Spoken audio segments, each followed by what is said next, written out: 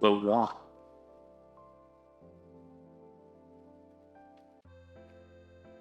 Gradually, our giggles died down, and the four of us shouted a bit more about the day in general.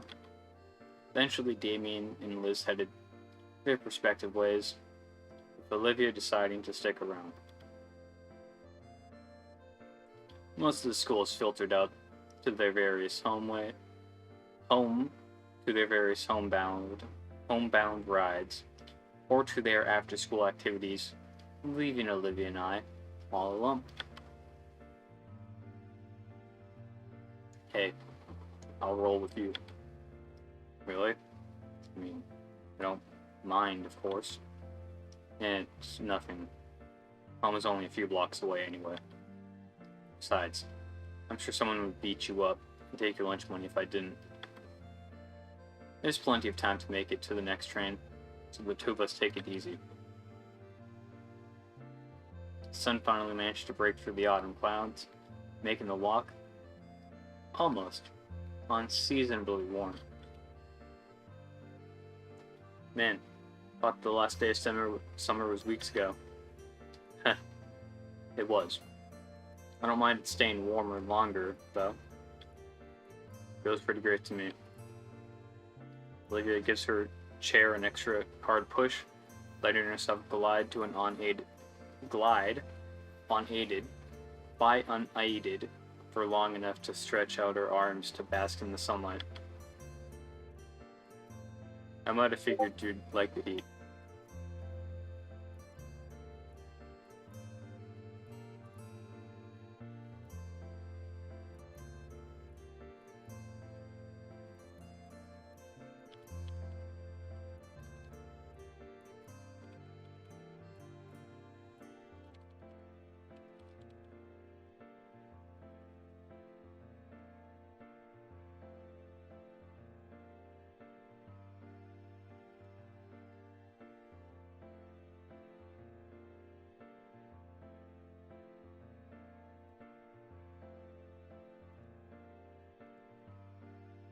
Oh, what?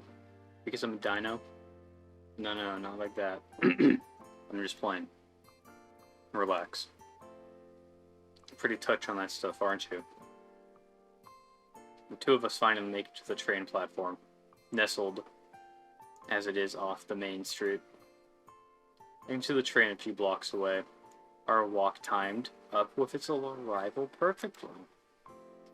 I just think it's important to be educated is all. Even if you are, what, the only human at our school? Olivia flashes me a cheeky grin as my train pulls up.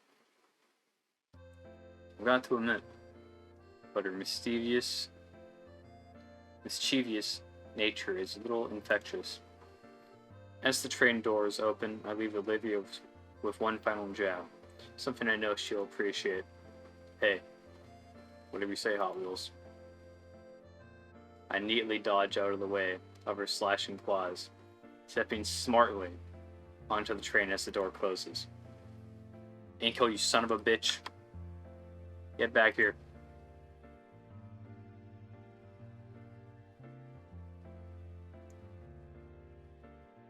As the train... What the fuck? What happened to the camera? What? What the fuck?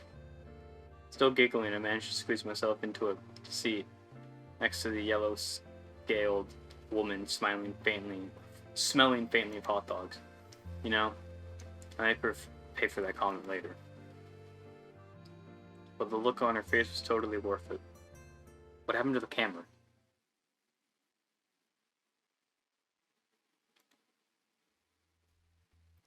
As the school year progresses, the days start to feel like they're moving along much faster. Part of it may be the change of the season, however slight that change may be. All the calendars say is, it's officially fall. The only thing I've really noticed was the increasing number of clouds in the sky. Better safe than sorry, though, which is where I brought my fancy, compact carbon fiber umbrella. Still, things have started to be routine for me in the mornings. Wake up, throw on my clothes, consider eating breakfast before realizing I'd wreck my stomach, walk to the station with a feather light umbrella in hand, and wouldn't you know it, I ended up having another chat with Mr. Ferris on the ride to school. Hello, Mr. Nito. How are you this morning? Doing fine, sir. Thank you. How are you? I'm doing well. So my niece told me over the weekend that you and Olivia were in a predicament of sort. Yeah, Olivia was being picked on by someone, but it's not a problem anymore. I see. Well, that's unfortunate to hear, and strange considering the substantial funding the school gets for anti-student harassment programs. What good is all that tax money if classmates are still ragging on each other? If it means anything, Olivia knows how to handle herself. I was there to support her. That's fine, but the issue is this sort of thing shouldn't be happening to begin with. That aside, Liz has gotten somewhat enthusiastic recently regarding Olivia. She's surprised at how animated she's gotten. Ever since that get-together at Randall's place, I think. I'd wager you have something to do with that? Nope. Maybe a little. Yeah, it was certainly rocky in the beginning, but we've been warming up to each other. It's nice seeing a different side of her, even if it's brief. I don't know. I can take all the credit for it. We all have unique chances to make a change in code. If you're good at grasping them, then in itself is something. That in itself is something to be proud of. How do you know it's really a chance to do anything? He lets out a deep, reverberating chuckle. Well, to flip our usual script and let you in on an old phrase. A friend of mine once told me, you see a fork in the road. If you see a fork in the road, take it. Yeah? Thanks, Mr. Ferris.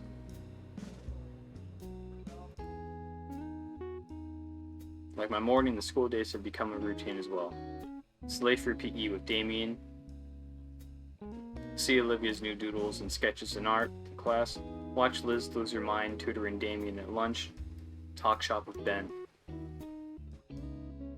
But now I have to avoid Mia like the plague because she's surely out to kill me. All said, I think St. Hammond has been my best school experience out of, man, I've lost count of how many schools I've been to. Must be the fresh head trauma. As for today, it's been raining pretty often recently, so Coach Sully made us play more dodgeball in the gym. Mia was definitely gunning for me with the way she launched them at me with the speed of a catapult.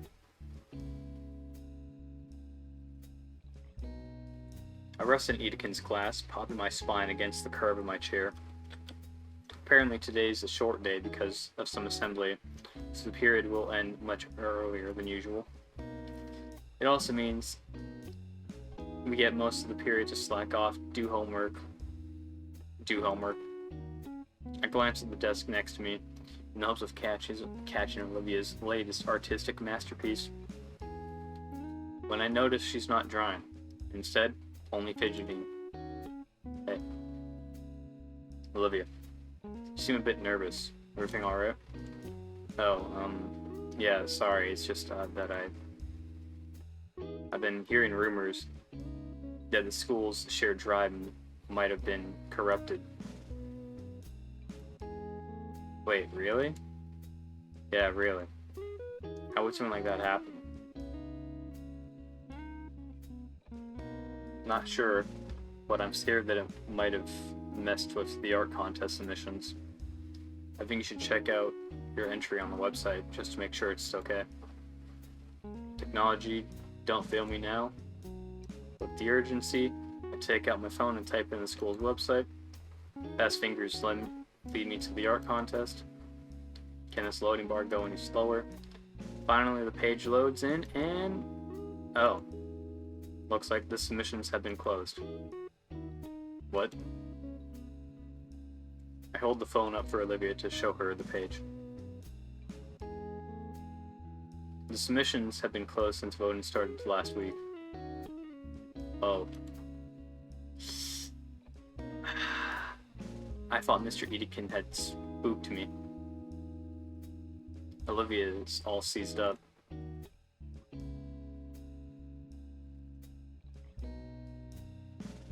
Well, that's quite reassuring. With the submissions being closed, there's no chance of a hacker messing with them now.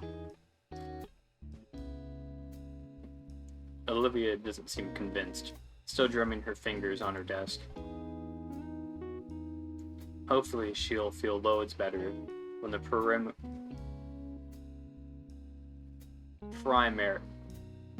the first round of winners are revealed. Speaking of which, when are... As the bell sounds, the class begins to pack their things, and Edin corrals everyone into a single file line.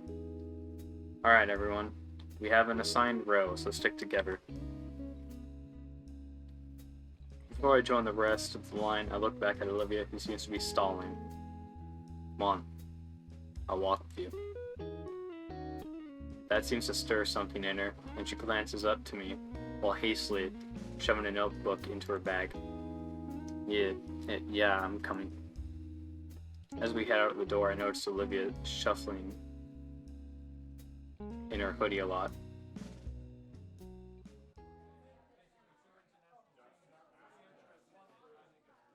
It's not a long walk to the auditorium, and despite Edin's best attempts, most of the class splinters off to sit with their friends. Having expected this, he shrugs and makes his way over to the back of the auditorium where the rest of the teachers are. Olivia and I are left to the struggling crowd trying to filter into the cramped theater at the school. It's going to be difficult finding some seats. It's fine. I have a spot. Olivia wheels herself down the path, to which I follow suit. She heads down the aisle until we are at the first row of seats.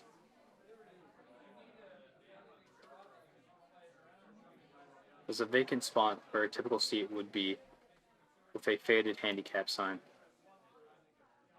Olivia parks her chair into the empty spot, to which I take the seat next to her. Best seats in the house, right? Can't complain. As the hall fills with more students, my anticipation rises. Oh man, I can hardly wait for the announcements. So, do you think I have a chance? Huh? Oh, maybe. Photography isn't super popular, but... Olivia folds her hands onto her lap, staring straight ahead as her voice trails off. I knew that, but I'm still hopeful. Hey guys. I have to remind myself that this is normal. Hey Liz. I can't believe it's here. Gosh, I'm so excited. Me too. By the way, where's Damien? He's poggy. Hey guys. I'm over here. Damien's in the far back of the auditorium, yelling and waving his hands in the air to catch our attention. He's gonna get in trouble for that. Bros, sit down. Damien immediately stops and takes a seat. With tempered expectations, we both sit in silence for just a few minutes before Principal Skiller walks on stage and taps on a standing microphone.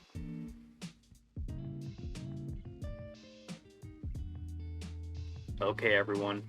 Got a whole bunch of important announcements to make, so I'll make them quick so we can have an early lunch. As soon as the idea of going for an early lunch is brought up by Principal Scaler, the entire room goes silent as a vigil. I guess when it comes to an early lunch, it's serious business. Well, of course. Over the next 15 minutes, Principal Scaler goes over important events coming up in the school year. Most I would consider standard things like pep rallies for the sport teams, or bake sales to fundraise for upcoming field trips, and even something about new clubs being formed, such as the Japanese Animation Appreciation Society. Not the best acronym, if I had to say. Otherwise, it's all mostly boring housekeeping stuff when one got right down to it. I almost wonder what such announcements warranted an assembly when the mood suddenly shifts with Scaler's next big announcement. Now that we got the main stuff out of the way, I've saved the best announcement for last. St. Hammond is proud to announce the 5 semifinalists for the annual Fresh Start Art Contest. Cheers and applause roar, loud enough to make my ears ring. My ears burn. Yet I'll be lying if I said I also wasn't excited for the reveal of just who had made it to the semifinals. Maybe I was giving myself a bit too much credit, but I really wanted to be among those semifinalists. I can almost taste victory, in fact. I turned to face Olivia and prepared to cheer alongside her, but I'm stopped in my tracks when I noticed that, unlike the rest of her peers, Olivia seemed to be uneasy about the prospect. Almost scared, even.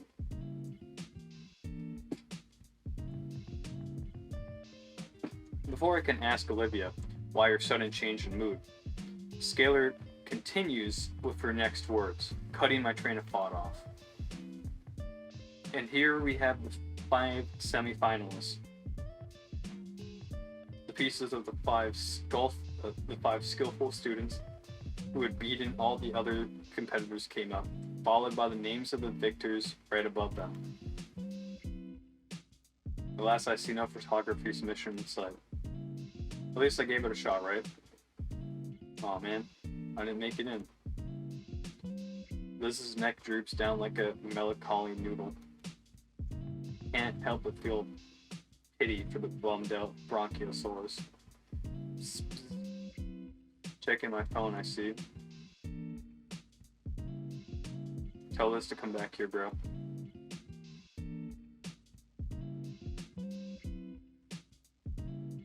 I'm sure Damien's got that handled. Despite my sullied mood, I look back to the final winners. I can't help but be amazed by them. Each artwork is impressive in their own right, their colors blending wonderfully, and the figures beautifully designed. It's easy to see why these were voted as the winners. The last one especially catches my eye. The scenic landscape with a setting sun looks stunning.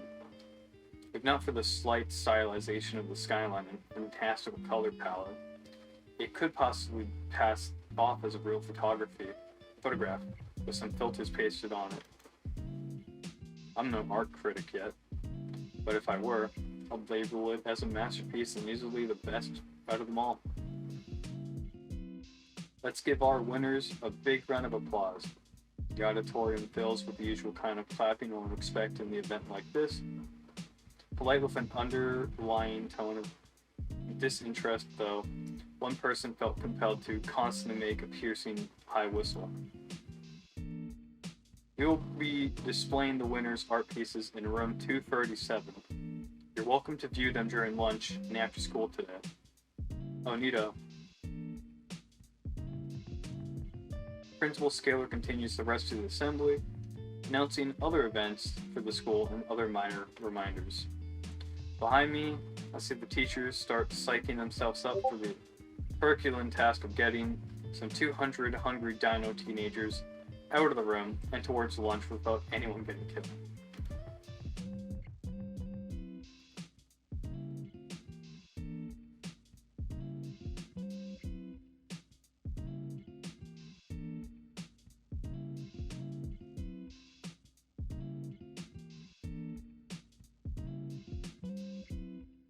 Principal Scalar finishes and waves back to them to signal it's time.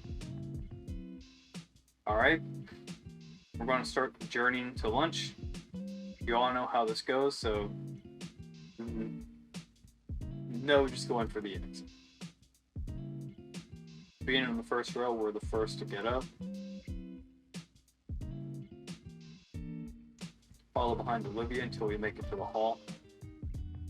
Hey, Olivia. She stops and turns a bit.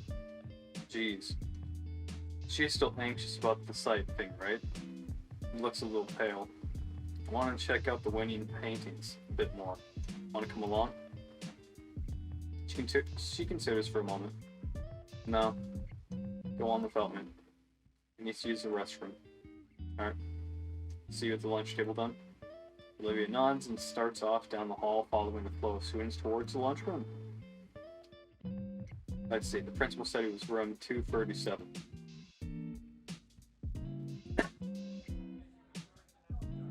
First thing I noticed when walking into the classroom is the amount of people checking out the gallery. Yeah, you could also say gala by definition. Well, I didn't exactly expect it to be filled to the brim with eager students. There's a decent amount of people here, with about a baker's dozen or so. Maybe more will come when they finish up their lunches. While I'm here now, let's take a look at the lucky winners. The pieces are all set on easels in the back of the classroom. Some desks and chairs are moved closer to the front to give each one its own space. One by one, I take a moment to give each canvas a thorough review. The auditorium screen really didn't give the art justice, because now I can really take in the detail of each one being up close. The color palettes, the brushwork, the subtle nuances. Yeah, I can definitely see all of them having a good shot at being first place. But now it's time to see the one I've been eager to get a look at since it was first shown. From what I recall from Mr. Edin's lesson, it's made with acrylics, explaining why the colors of it seem so vibrant. It stands out in defiance to the other paintings in the contest, most of which were either violently absurdist and meaningless, or muted, still lives of ordinary objects. It's a meadow of mystifying colors. The organic lines draw the viewer deeper into the piece, and I feel as though this would be a place I would wake up to within a fantastical dream. There's no rigid structure or forced metaphors here, just a fantastical merger of creative expressionism and real-world beauty. I feel my fingers itching for the familiar weight of my DSLR. This is a piece that I want to be immortalized in my portfolio. It's hands down the winner of the contest in my eyes. I simply must find out who made this. Looks like this breathtaking show of artistic talent was created by a semi-finalist winner.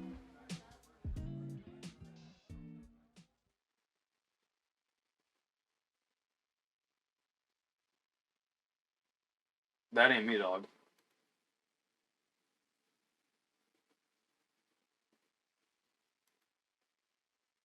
That's a problem. Inko, I'm glad you swung by. Looks like you're admiring the art contest entries. I told you that St. Hammond's artistic programs were unparalleled. That's not mine. What's not yours? I try to say more. Well, the words won't leave my mouth. Ben's eyes follow mine to the bottom of the painting in front of me, and I watch as he makes the same realization as I do. Inko, you did you paint this? I had no idea your style was so developed, so humble. If I had known, that's not my entry. It's not? No. Mine was a photograph. But what's your name doing on this one? There must be some kind of mistake. A million scenarios come to mind. They must have gotten the wrong name somehow. If they did, I think the real artists would have come forward by now. Then the submission website must have been hacked or broken. But our school checks for stuff like this. If it was, we would have known by now. Then you go, you're sure you didn't submit somebody else's piece by accident? Of course I did. Why would I do something like this? You're the only one who can log into your account, Nico. Suddenly, everything stops. My account. Is somebody... Look, relax, alright? We can get this sorted out. Just don't panic. Ben lowers his voice. But Nico, just to be clear. What? You didn't just get a bit of extra help, right? Ben looks at me through the edge of his glasses, eye to eye. There's some real stakes in this contest. Cheating is taken seriously. Especially fraud. The word echoes around inside me. Fraud. Makes my bones chill. There's ingenuine, faker, liar. They're all bad in different ways, but fraud? It's just dripping with frigid condemnation. No, I swear, I submitted a photograph. Ben relaxes his shoulders. Alright, just making sure. Sorry to alarm you. It's perturbing how we can go from deadly serious to jovial like a flipped switch. You gonna be alright? Sorry, I need some air. Yeah, feel free. I'll let Skelly know, okay? Yeah, thanks, man. No problem, take it easy. Ben offers me an earnest smile, waving at me as he steps out of the room and down the hall.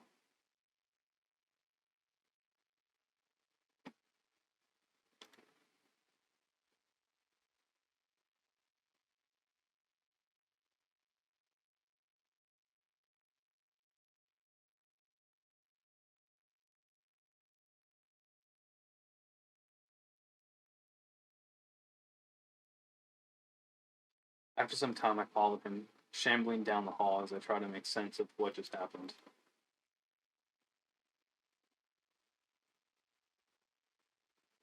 I thought everybody actually liked my photograph.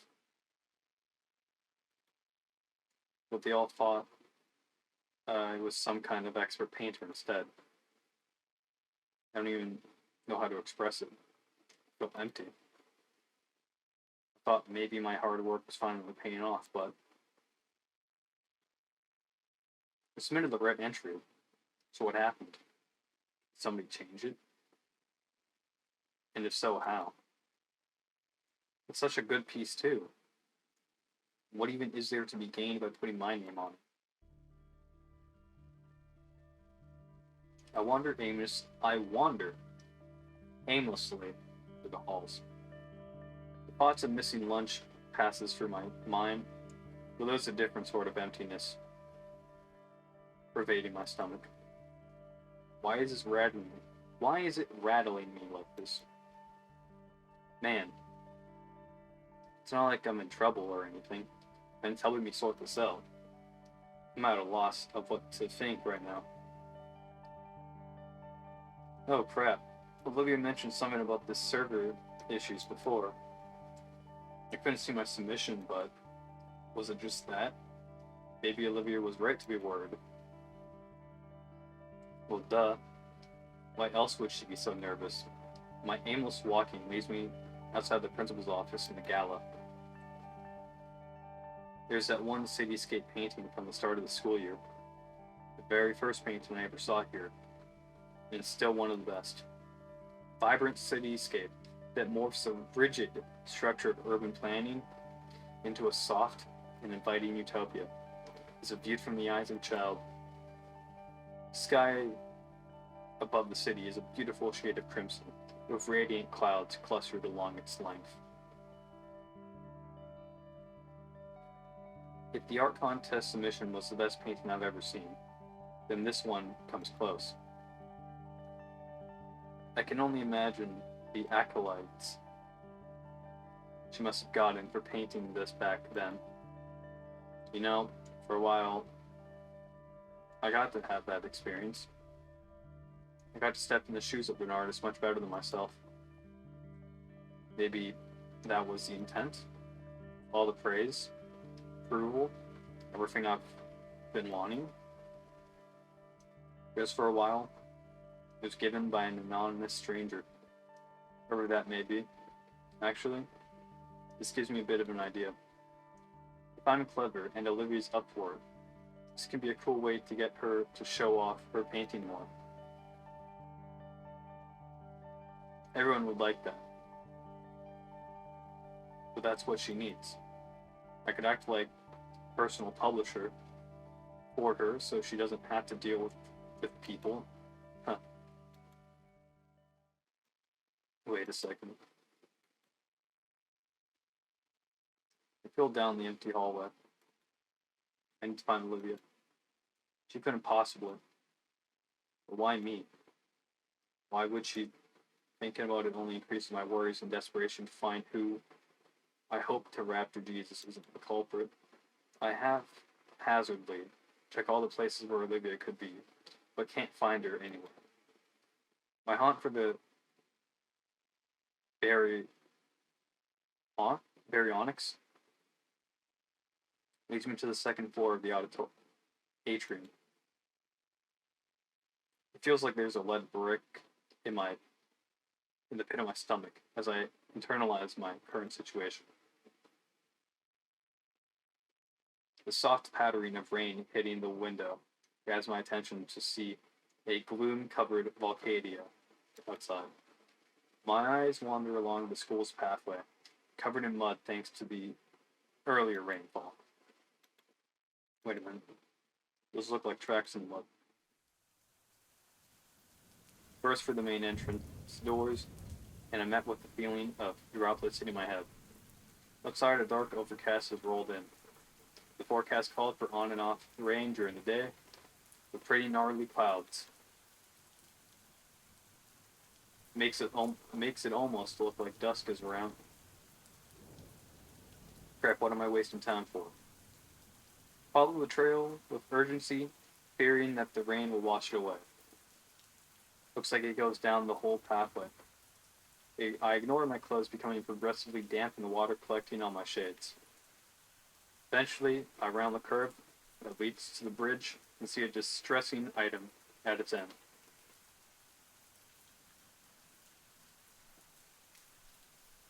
A wheelchair. Olivia's wheelchair. Empty of the occupant, toppled to its side. A new fear grips at me, born from the mental imagery provided by that sight. Those cruel thoughts push me up the steps faster than humanly possible, even as my rational mind tries to reassure me. Running across the deck, my breath is caught in my throat when I reach the middle. She's on the ground, head slumped down. There's damaged and soaked school supplies scattered all over the walkway. Oh God, is she okay? My foot shifts, trying to force me closer.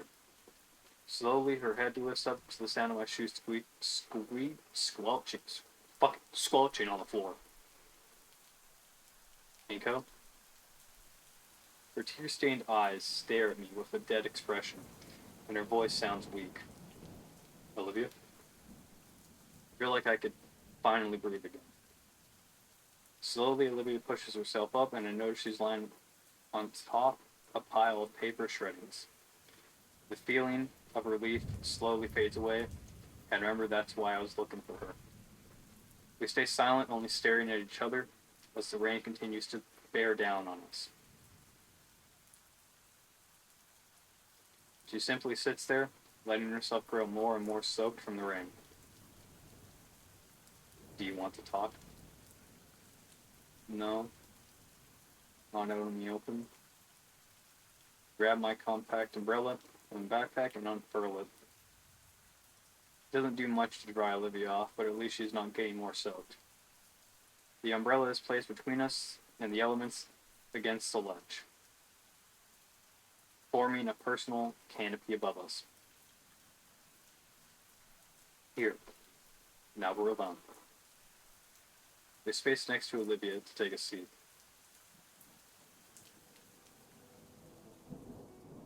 Sag. What's up?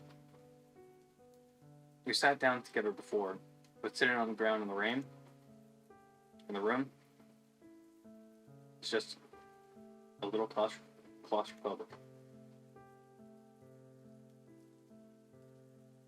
There's bits of paper melted onto the pavement, soaked by rain. Though torn apart and waterlogged, I can sort of make it out. A tree, rough sketch of one anyway. Like the one that stood prominently in my false submission. So he did do it. Nico, please, I can explain. I didn't have a choice. What? I know what I did was wrong, but I didn't have any other way. It wasn't a choice to not trick me. She avoids looking at me, focusing on the scraps of paper scattered about the floor like confetti. It wasn't to trick you, I get it. You're mad at me. I'm not mad, just confused. Thought we were good friends. I wasn't expecting it. Expecting you. She pauses to give her throat some respite. Her usual water bottle isn't anywhere nearby.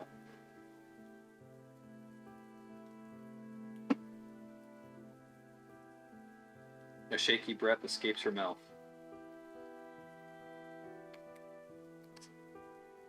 When you came around, I thought you were no different than the others.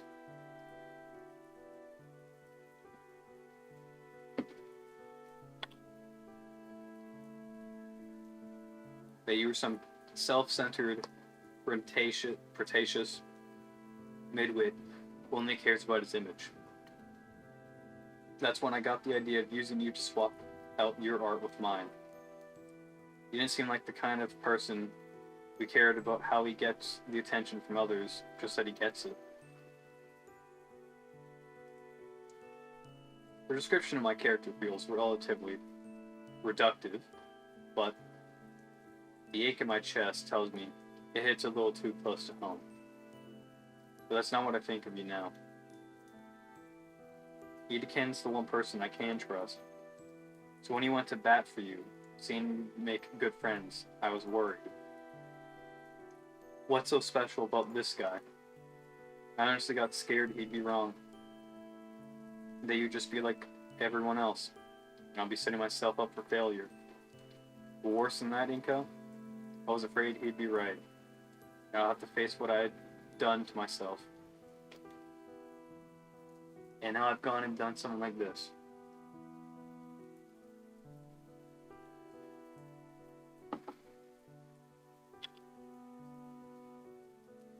Switching my contest entry. She nods, swallowing hard. I wasn't thinking. Suddenly, everything was out of balance. Everything I'd created, all my work, all my own little world was suddenly changing, and I had no control of it. I just had to do something.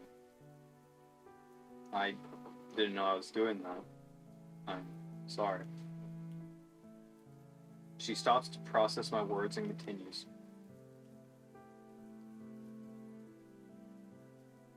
I knew I'd get caught.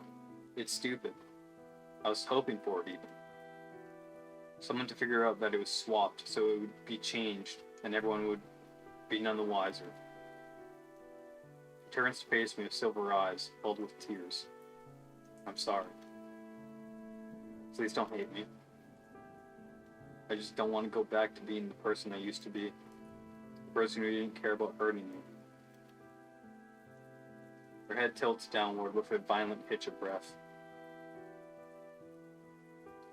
ivory claws extending grip at her knees, in a painful display. And yet Olivia chokes back any sound she'd make. Her body shudders with every heavy breath from her, and I've realized that every last defensive barrier she had was completely gone. Olivia's laid herself bare, leaving only the crying girl desperately trying to silence her pitiful tears.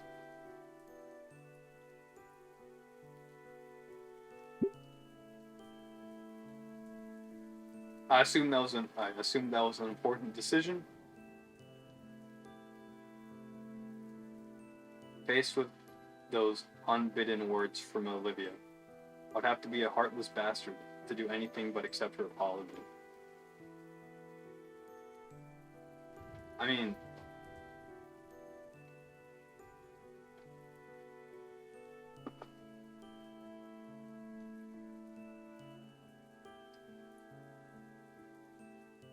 she didn't do it out of malice. It's clear that the guilt has been rotting in her conscience ever since. What she did was wrong, no doubt about it. And then again, thinking of her circumstances, how can I blame her? How could anyone? I probably would have ended up having to do the same thing in her shoes. At this point, Olivia's put herself through enough stress as is. If there's one thing she needs to hear right now, it's that I forgive her. I don't hate you, Olivia. You don't? No, I don't. I won't lie. I definitely felt hurt when I first found out, but the fact that you're willing to admit your mistakes shows you're growing as a person. I'm really glad that we're friends. It's refreshing to hear her say, I was worried she was only putting up with me. Olivia seems understandably puzzled over my lack of anger towards her.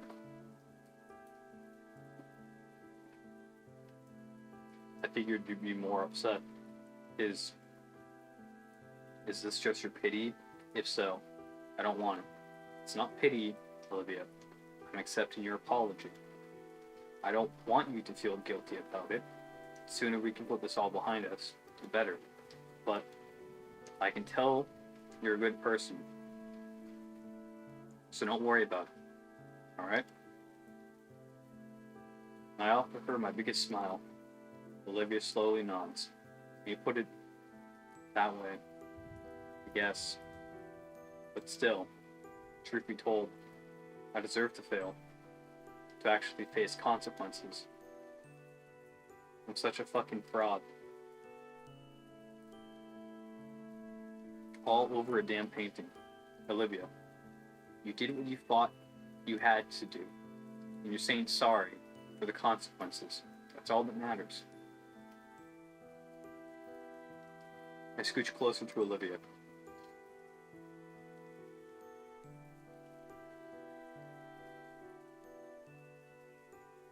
Huh? That was you taking action in a way I never would have guessed. A crime of passion, I think it's called. I'm probably wrong, but you get the idea. The world runs on those. You don't need to change. I don't think you did anything wrong.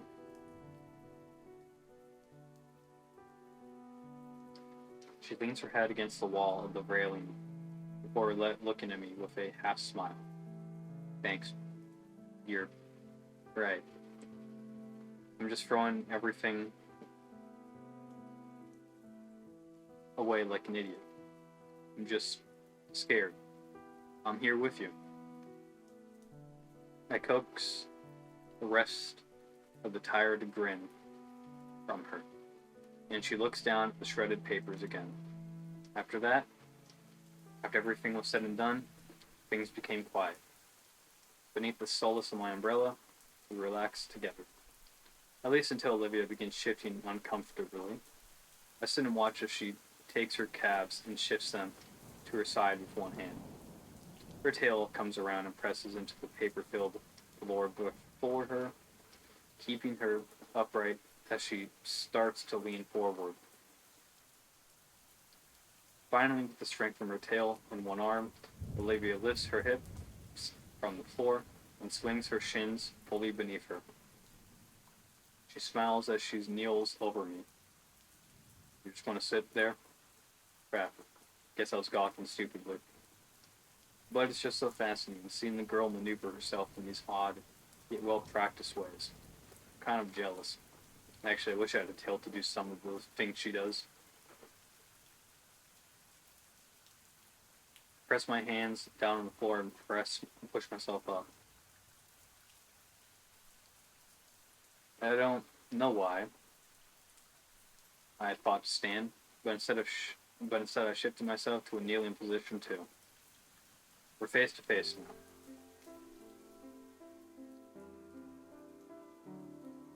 For a split second, I feared the worst as Olivia drew me in for a hug. I don't know what she would do, but I like this. For how strong her arms are, how they're wrapped around my chest, feels exceptionally tender. My own arms have enveloped her, returning the embrace in a similarly soft way. And as her arms loosen, I draw back, though I don't want to take my hands off her. That was nice. Don't make it weird. Sorry about that. Though the sound of rainfall hitting the umbrella, heard the sound of rainfall hitting my umbrella, my ears suddenly pick up the noises. Sounds like squeaking. I look down and see that there's something shuffling in Olivia's pocket. Rat. It's the mouse. A little beast, a little creature, emerges from its hiding spot, a squeaky yawn, to which Olivia offers her hand for it to use as a platform. Hey, little guy. Nearly forgot about you. Had a nice nap? That's a rat. Alright, you two haven't met each other. Inko, this is Guts. Guts, meet Inko. Oh, hey Guts. I awkwardly wave at the apprehensive-looking rodent. Olivia lifts Guts to her shoulder gracefully, like her hand is an elevator for him. You brought him to school? Well, I just really needed him today since, all the crap that happened. She gives Guts a few scritches under the chin. I bring him sometimes when things get rough. Nobody noticed. You haven't. Touché. Edin did. Once. He just told me not to let him run around the school. Otherwise, he would be considered a health hazard or something. Tardy bell rings out in the distance. We're late for our next classes. I'm sure Edin will understand. We should probably get back to class. Here, hold this. I give Olivia the umbrella so she and the rat can stay dry while I go fetch the wheelchair. By now it's settled some into the mud. The wheelchair has definitely seen better days. After dusting off the dirt and pulling water the best I can, I make my way back. Thanks. She offers the umbrella back, but I make sure to hold it above her. I keep the wheelchair steady with one hand as Olivia climbs into the seat, using her tail to help herself up. We stand in the rain in silence for a moment, only sharing content content glances. So what do we do about the contest now? That's a good question. Ben was there when I saw my name on the painting. He already went to tell someone. So like you said, no harm, no foul. What about your own submission? I ruined it. I scratched the back of my head. You wanted one anyway. It's just a picture. No. I thought it was pretty. Okay. Hearing those words from Olivia sends a strange flash of heat to my face. It's not unpleasant, but again, those honest words from her really do cut through me for some reason. Thanks. A loud squeak draws my eyes to guts as he stands atop Olivia's shoulder. Huh. You too? A weird smile stretches across Olivia's face. I think it means Guts is saying it's actually so-so. Hey, cut him some slack. Guts. Nico didn't have any time to make anything for the contest. He's got some high standards. Yep. That's why I've gotten so good. The sheer absurdity of it all. I don't know which of us broke first, but our laughter fills the air. Heard only by us as the rainfall cuts off all the other noise. So, now what? Oh no? I don't want to go yet. Still pretty worn out. Worn out? A smile crosses my face as a wicked idea comes to mind. Well, too bad. What? I walk behind Olivia, grinning like a mad idiot. Inko, what are you doing? Inko? Inko! Her head tries to follow me as I stand behind her chair. I figured that pushing your chair around is really tiring. So how about I help you out? Olivia blushes and looks away. Fine. Just for today. Returning to the campus was certainly awkward. Passersby shot us looks. It's not the most uncommon scene to see a girl in a wheelchair just roll in sopping wet and tracking mud in.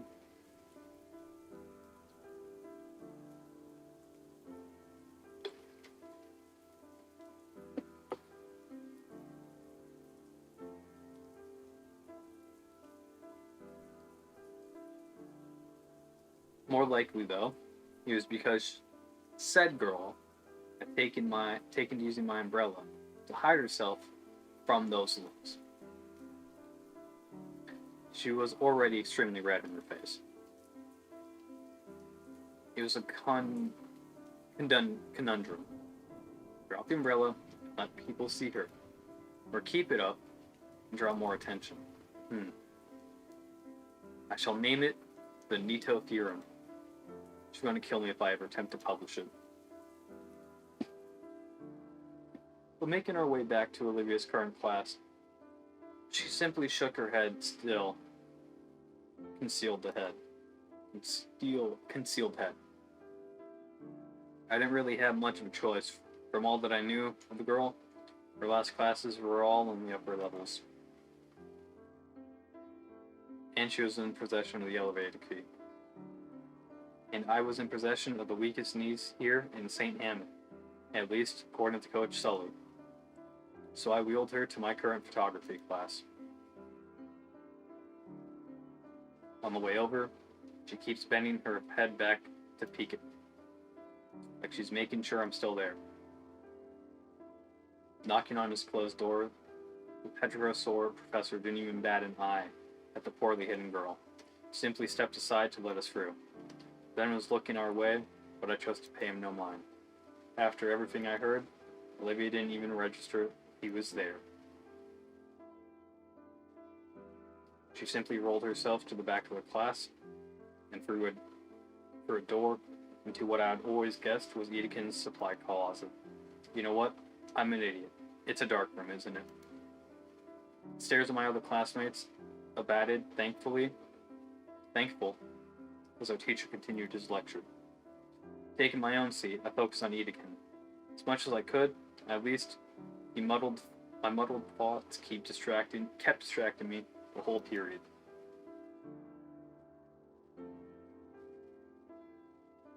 Just before the bell rings, Edin stares me dead in the eye. He points a stern finger directly at me, then to the floor to signal, "You, stay."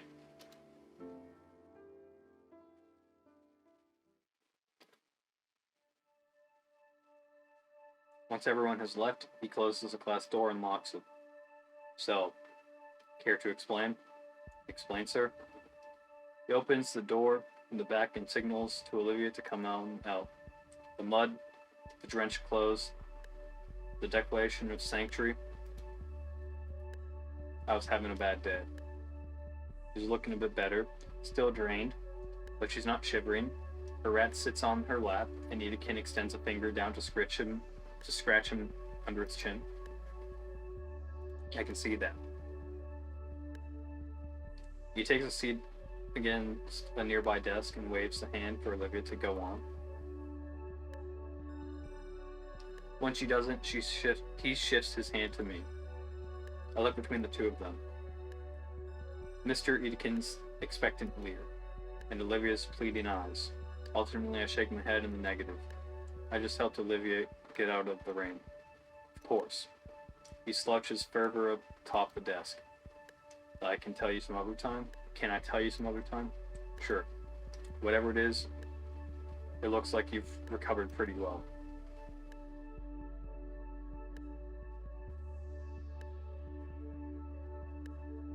Olivia doesn't answer verbally, instead giving a bashful smile and nod. Was it about your work again? Yeah.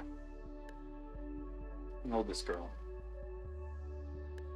He turns to me and points a thumb at her.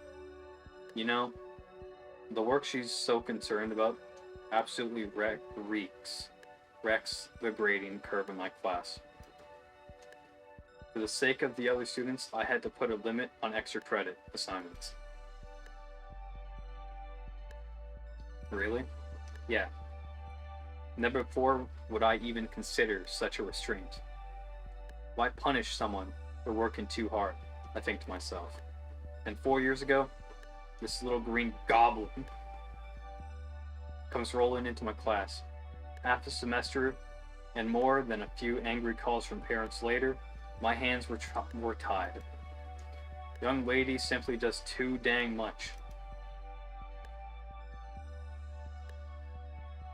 Olivia smiles but doesn't look up from her pet. It was that much better than all the other students? Well, no. I don't grade by technique. If I did, you'd be in trouble, Nico. Olivia's work was very good, even then. But the main thing I admire is how motivated she can be. I haven't seen anyone so enthused to just paint in years. Certainly haven't seen anyone so enthused I had to change the rules like that.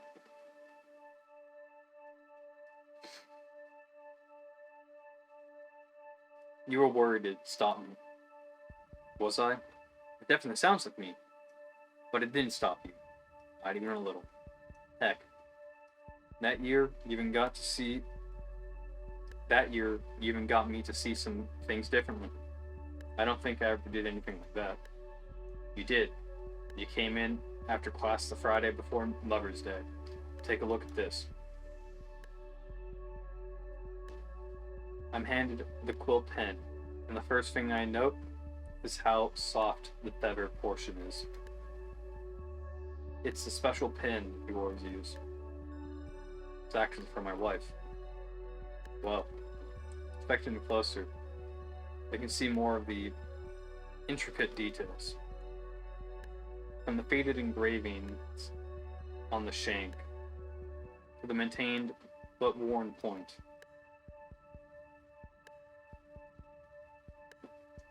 It's well made and kept, yet the feather and brass showed its age. She came in that afternoon with a whole stack of crumpled painting drafts. So frustrated she couldn't get it right, and so determined to make it perfect. I say, any of these would be great. Your aunt would love any of these. She fires back.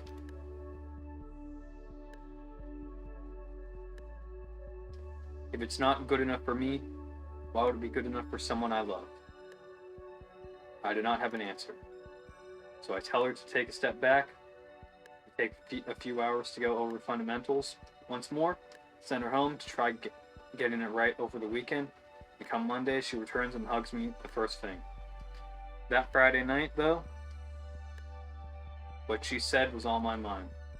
I talked about it all night with my wife. Then that morning, I decided to make a change for myself. My wife was molting at that time, so there was a few new feathers for free in our blankets each morning. I took the biggest one, reserved it right, got a bit of help to make it a real pen, and I've used it ever since. It helps remember to do my job right, for the people I care about, for the people my students care about. I think what it was, it's that childlike reasoning that comes so naturally for the youth. That reasoning, it makes a type of innocent, earnest dedication, something I think I've lost for a while. Don't give me so much credit. You haven't lost it, have you? Good. Don't lose it for me, okay? Okay.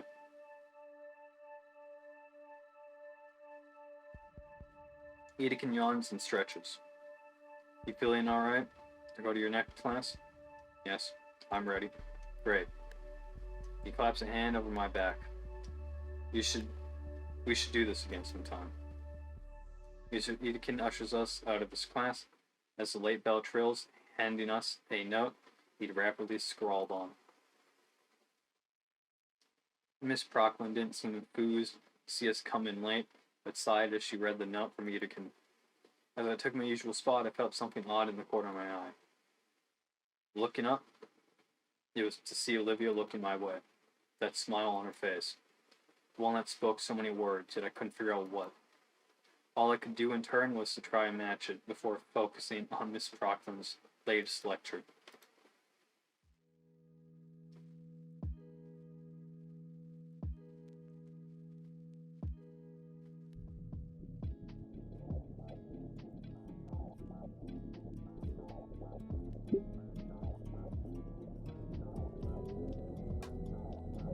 I hope you enjoyed this episode. It certainly didn't help me. My throat is now fucking extremely parched. But then again, I was doing D&D, and my character will probably die next week. So I must learn how to get out of this situation that I put myself. I must save my character. I don't want to screw over my party, but I also don't want to screw over myself. I must find a way to solve this problem.